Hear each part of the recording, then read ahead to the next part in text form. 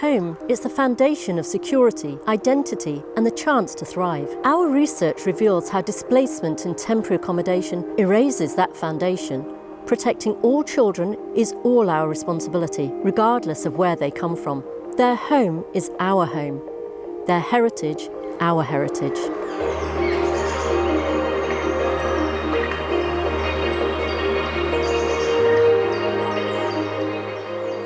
How do we all meet? We met at the Theatre About Science conference in Portugal. That's right. You and Nadia were presenting your champions research on displaced children living in temporary accommodation in the UK, and I was presenting a new play about Isaac Newton, himself a displaced child who lived in temporary accommodation during the English Civil War of the 1640s. Yeah, that's right. So what is the greatest challenge? The challenge has really been to get the public and the policymakers to see these children, who really are, most of them born in the UK, as essential to the heritage of our country.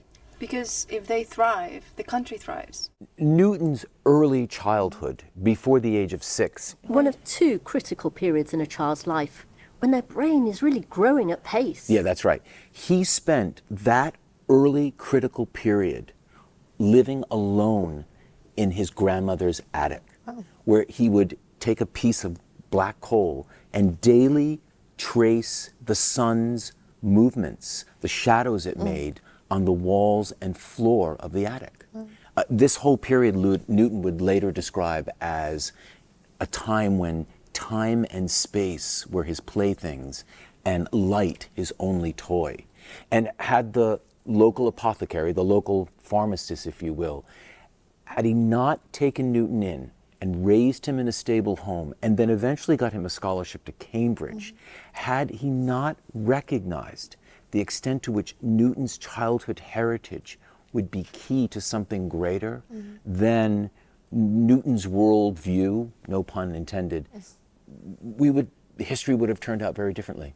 So in a way, it's Newton's personal heritage that then became pivotal in humanity's scientific heritage. Exactly. Newton's childhood heritage connected him to the universe and its laws of motion and gravity that he would then go on to write the science for that changed everything.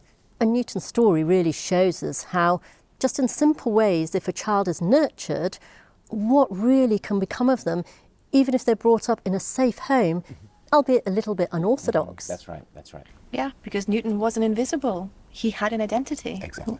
Yes, someone gave him opportunities, and really as a country we should also be giving these opportunities, and we should be very proud of doing that, wherever a child comes from, wherever their home and wherever their journey.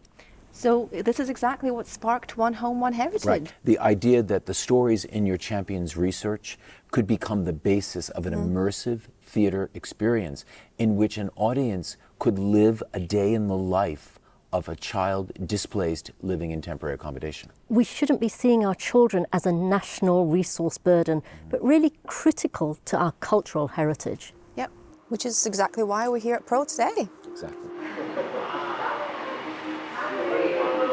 Hey, how are you? I'm James. Nice to meet you. Nice to meet you. So, Pearl came to be because we wanted to explore how people interact with the environment. And we realized that you can only really do that if you understand how the human mind interacts with the environment, because it's the human mind that creates the reality that we believe that we are seeing or feeling. And so I wanted to build a facility in which I could create an environment which was big enough that it's bigger than people can imagine, so that they are lost inside it. And then we create the world that we want them to have, to give them the illusion that they are in a reality. And then we can study how do they respond to that reality by studying their brain, their various physiological responses, and also by asking them how they feel about that reality.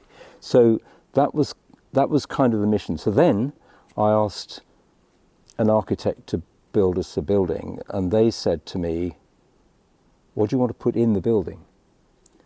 And I just said to them, the world. Pearl's vision is to create a world in which people and the environment can thrive together as a system in a mutually beneficial, safe, equitable and healthy way. This vision drives everything that we do. We can use this in many, many ways for the arts, pushing the boundaries of the arts, but also bringing the arts back into how science is done so that it can inform a more integrated understanding of the world and a more holistic approach to its design.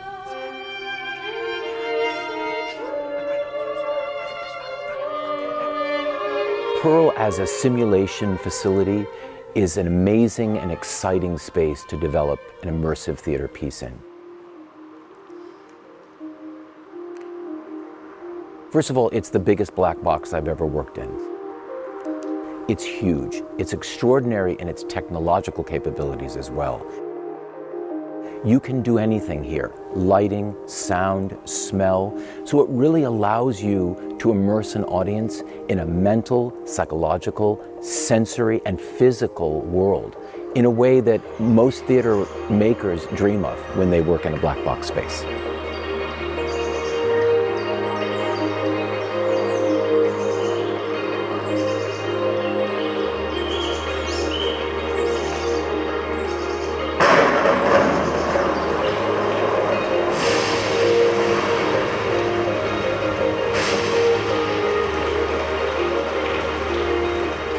Creating that illusion of reality is what this place is all about. And that enables us to understand how people respond to that illusion, because that's what they do in real life. So that's kind of how this place works.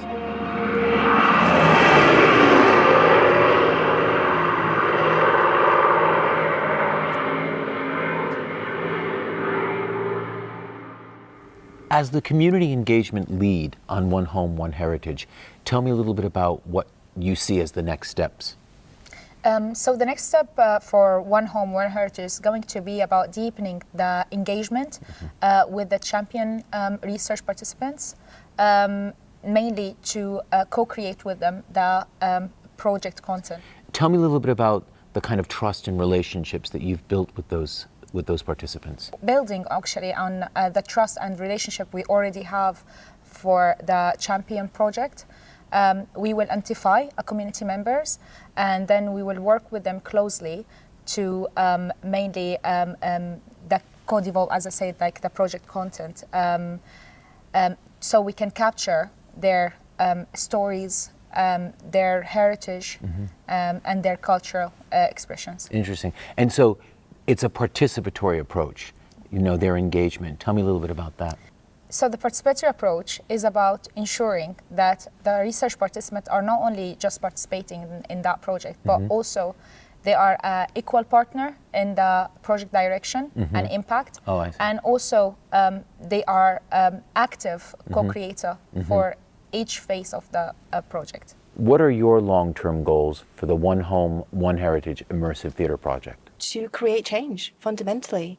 It is to connect the research from the Champions Project to the public through this innovative, amazing, immersive experience where the public will feel more than anything what it is like to be a child in temporary accommodation.